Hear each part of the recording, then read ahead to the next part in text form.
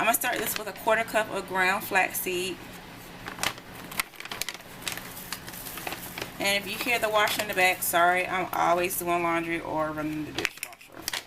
So it's a 1/4 cup of flaxseed. And I'm putting all the dry ingredients in together. I have 2 packets of my sweetener. You can do 2 packets of sweetener or 2 teaspoons of sweetener if you don't have any packets. So don't worry about that. Then I'm going to do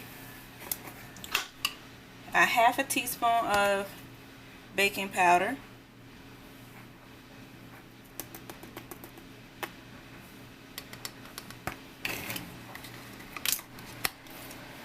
1 tablespoon of cocoa powder.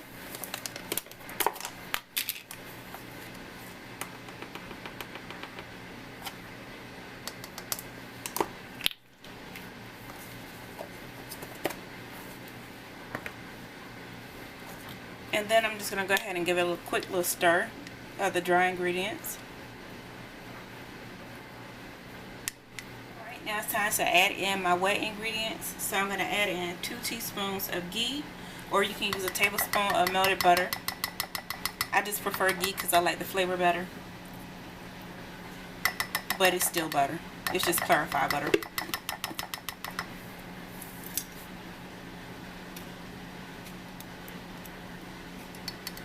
Alright, then I'm going to add 2 teaspoons of heavy whipping cream. And if it ends up being a little bit more, that's just fine. Alright.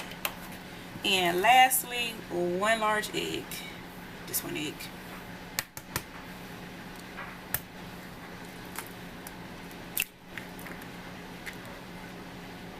Alright. And we're just going to mix all of that together inside of a microwavable dish.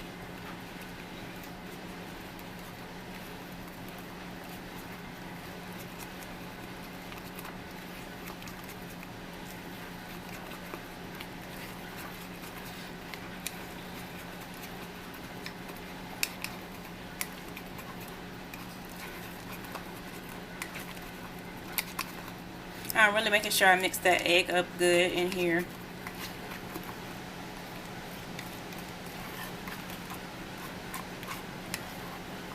Now I'm skirting down all the sides.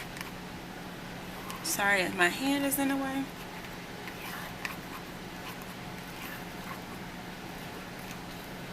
Alright, now we got that mixed.